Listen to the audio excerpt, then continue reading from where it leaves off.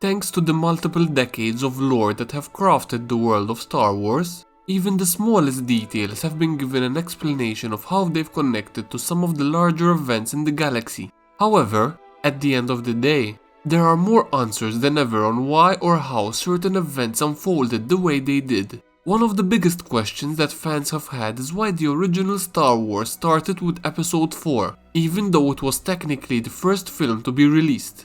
The logical explanation surrounding this particular question is that the prequel trilogy took place before the original, hence the numbering. But the reasoning behind the numerical choice is far more layered than that. According to Looper, it's explained in Michael Kaminsky's The Secret History of Star Wars that the reason for the unique numbering was due to technical and storytelling reasons. However, a more expansive understanding would define that reason as George Lucas having multiple big ideas and only a particular way he could get them to the masses. The original Star Wars was a surprise hit both for moviegoers and Lucas himself, who was convinced the film would be a flop. While it was far from it, the world was filled with things that would be considered narrative holes for world building. For example, terms that fans have taken for granted now, like the Clone Wars and Jedi Council, were name-dropped in A New Hope without any context. As a result, the film's world felt more lived in, but also had fans feeling as though they may have missed something.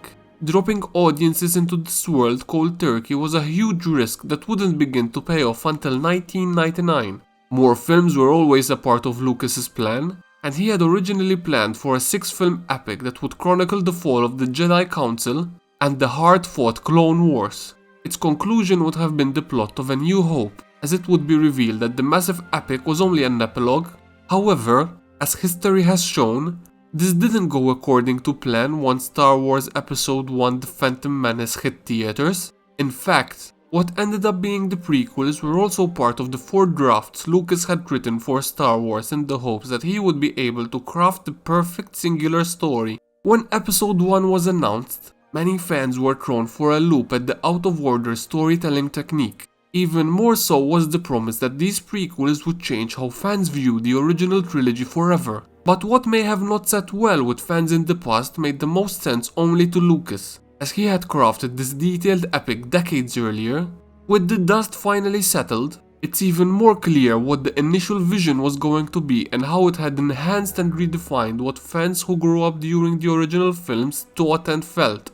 The original Star Wars was a runway hit that took a narrative gamble, as it dropped its viewers into a futuristic world with little context or backstory. However, the hero's journey and the characters that inhabited the world more than made up for the missing bits of information. As a result, it became the perfect backdoor opportunity for Lucas to continue his vision and tell more of his story with events that predated the original trilogy. In the end, making the first film Episode 4 was symbolic of the opportunity Lucas needed to give fans even more stories that could potentially evolve beyond that.